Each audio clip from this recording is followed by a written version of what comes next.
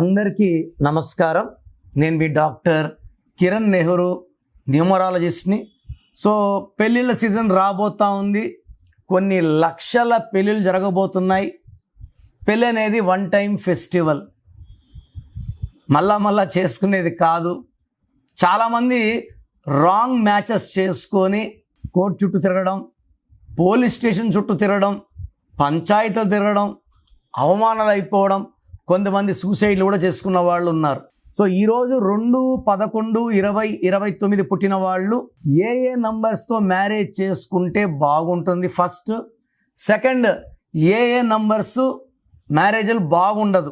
ఎందుకంటే ఈ 2-11-20-29 వాళ్ళు చంద్ర ప్రభావం, వీళ్ళకి ఎమోషన్స్ ఎక్కువ, మూడ్ స్వింగ్స్ ఎక్కువ.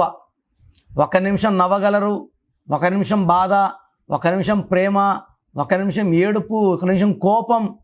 ఇన్ని మూడ్ స్వింగ్స్ ఒకే రోజులో కూడా చూడగలరు.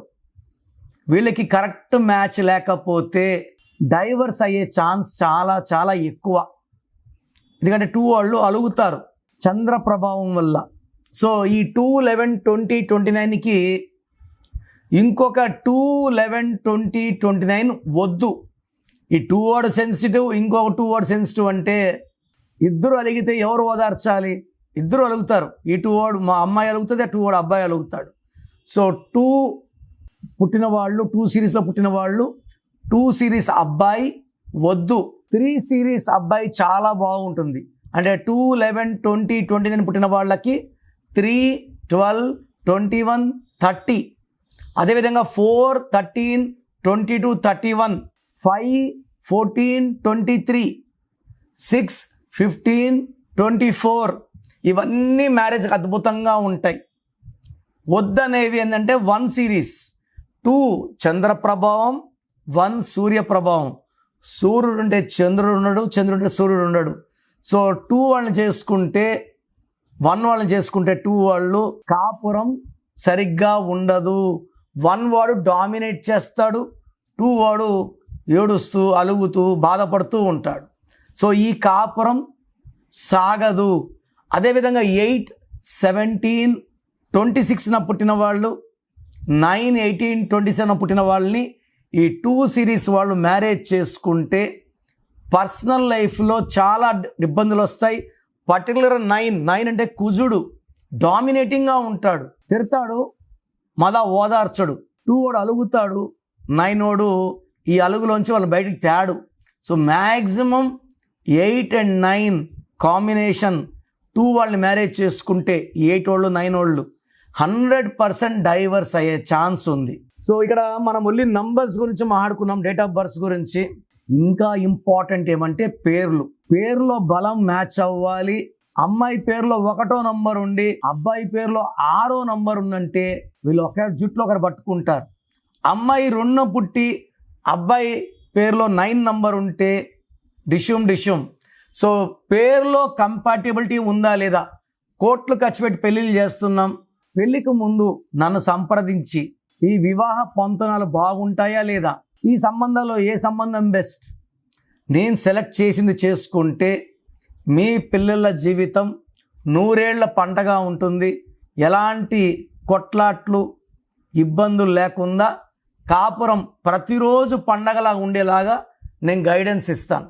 సో నా ప్రోగ్రామ్ చూశారు కదా, ఈ ప్రోగ్రామ్ చూసి నా అపాయింట్మెంట్ కావాలని అనుకున్న వాళ్ళకి మాత్రమే ఈ మెసేజ్. సో డైరెక్ట్గా కాల్ చేసి అపాయింట్మెంట్ తీసుకోవాల్సిన అవసరం లేదు. నా అపాయింట్మెంట్ కావాలి అనుకున్న వాళ్ళకి మీ full name, calling name, date of birth, నేను ఇచ్చే నంబర్స్ రాసుకోండి. Full name, calling name, date of birth 995197198198 995197198198. Second number 9966000317 9966000317. అంటే అపాయింట్మెంట్ కావాలని ఎందుకంటానంటే పేరు బాగుందా లేదా చెప్తాను. అపాయింట్మెంట్ అడిగినా కూడా పేర్లో నంబర్స్ బాగుంటే మీకు అపాయింట్మెంట్ అవసరం లేదు, నన్ను కలవాల్సిన అవసరం లేదని చెప్తా. రాంగ్ నంబర్స్ ఉంటే ఏ నంబర్ రాంగ్ ఉంది క్లియర్గా వాయిస్ ఇస్తాను. పేరులో రాంగ్ నంబర్స్ ఉన్న వాళ్ళు లేట్ చేయకండి, వెంటనే నా అపాయింట్మెంట్ బుక్ చేసుకోండి. చాలామంది ఎలా ఉన్నారంటే ఇప్పుడు ఒక పేరు పెడతారు, వాయిస్ ఇచ్చాక ఇంకొక పేరు, వాయిస్ ఇచ్చాక ఇంకొక పేరు. బాగలేదండి అంటే కూడా మేము కరెక్ట్ చేసుకోము.